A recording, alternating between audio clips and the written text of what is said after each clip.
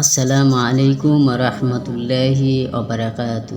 সম্মানিত দর্শক শ্রোতা, দিনদার ইমানদার ভাই এবং বোনেরা, আজকে আমরা জানব কিভাবে শরীর বন্ধ করতে হয়। সেই বিষয়ে সংক্ষিপ্তভাবে কিছু আমলের কথা জেনে নেব ইনশাআল্লাহ। আমলের কথাগুলো শুনে বুঝে আমল করলে ইনশাআল্লাহ আল্লাহ রাব্বুল আলামিনের রহমতে পাকের উপরে ভরসা করে আশা করা যায় যে আমরা তাহলে আমাদের শরীর এবং হৃদয়কে আমরা হয়তো কন্ট্রোল অথবা বন্ধ করে রাখতে পারবো। কথাগুলো একটু না টেনে সকলে মনোযোগ দিয়ে কথাগুলো শুনে বুঝে আমল করব ইনশাআল্লাহ। শরীর বন্ধ করা বলতে যদি কারো প্রতি অন্যায় বা ক্ষতি প্রতিরোধের নিজেকে সুরক্ষিত রাখা বোঝানো হয়, তাহলে এর জন্য বিশেষ কিছু আমল করা যায় যা কোরআন ও হাদিস থেকে প্রমাণিত। ভিডিওর মাধ্যমে আমি কয়টি আমলের কথা বলছি, ইনশাআল্লাহ মনোযোগ সহকারে শুনে বুঝে আমল করব। আর চ্যানেলটিতে নতুন হয়ে থাকলে চ্যানেলটি সাবস্ক্রাইব করে পাশে থাকবেন। ভিডিওটি ভালো লাগলে একটি লাইক করবেন, ভালো লাগলে ভিডিওটি শেয়ার করে দিবেন সবার মাঝে।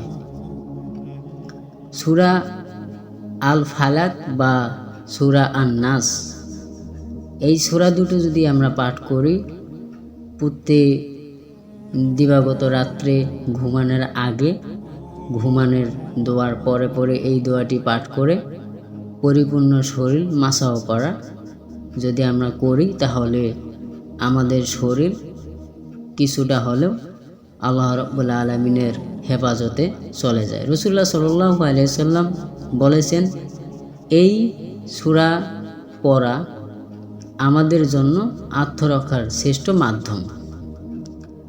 এই সূরার উচ্চারণ হলো কুল আউযু বিরাব্বিল ফালাক, এবং আরেকটি সূরা হলো কুল আউযু বিরাব্বিন নাস। এই কুল আউযু বিরাব্বিল ফালাক সূরা ফালাকের প্রথম আয়াত এবং কুল আউযু বিরাব্বিন নাস সূরা নাসের প্রথম আয়াত। আমরা অবশ্য পুরোপুরি সূরা দুটো পাঠ করব ইনশাআল্লাহ।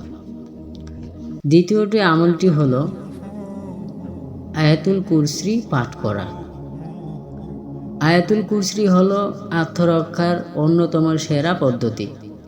প্রতিদিন সকালে, রাতে এবং ঘুমানোর আগে পড়লে শয়তান বা খারাপ জিন, জাদুর প্রভাব থেকে রক্ষা পাওয়া যায়। আয়াতুল কুরসির প্রথম আয়াতের উচ্চারণ হলো আল্লাহু লা ইলাহা ইল্লা হুয়াল হাইয়ুল কাইয়্যুম। সূরা বাকারার 255 নম্বর আয়াতের মধ্যে এই সূরার কয়টি আয়াত আমরা পাবো। পরিপূর্ণ সূরা না, কিন্তু একটি সূরা বাকারার কিছু অংশ আর কি। যদি আমরা সহি শুদ্ধ করে পড়তে পারি, আমল করতে পারি, তাহলে আমাদের এই আমলের মাধ্যমেই আমাদের পরিপূর্ণ শরীর বন্ধ হয়ে যাবে ইনশাআল্লাহ।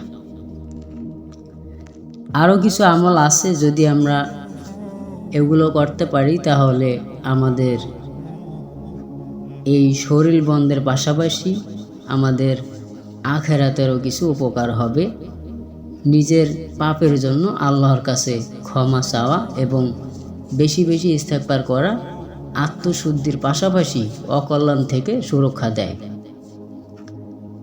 তওবা ও ইস্তেগফার করা, তওবাটি এই উচ্চারণ হলো এই আস্তাগফিরুল্লাহিল্লাযী লা ইলাহা ইল্লা হুয়াল হাইয়ুল কাইয়্যুম ওয়া আতুবু ইলাইহি, তিরমিজি শরীফ।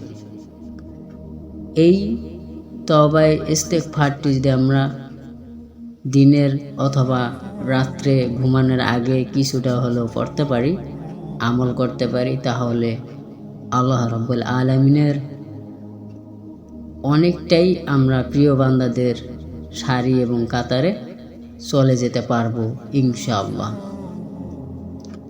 এই আমলগুলো বলে দিলাম, যদি আমরা করি তাহলে অবশ্যই অবশ্যই সহি শুদ্ধ করে আমলগুলোকে আমরা জেনে এবং শিখে তারপরে আমরা আমলগুলো করব।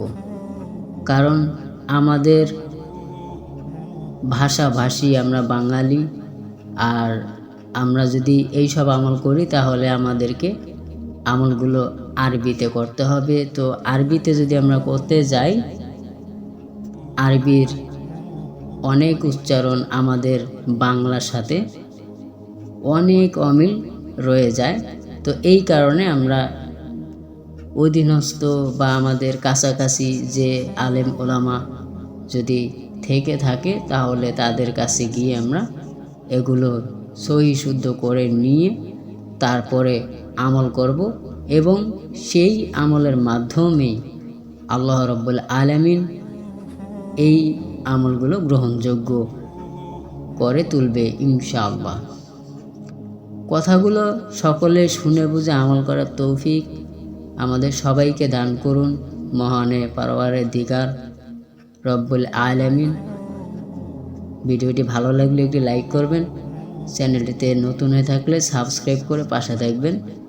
আসসালামু আলাইকুম ওয়া রাহমাতুল্লাহি ওয়া বারাকাতুহু।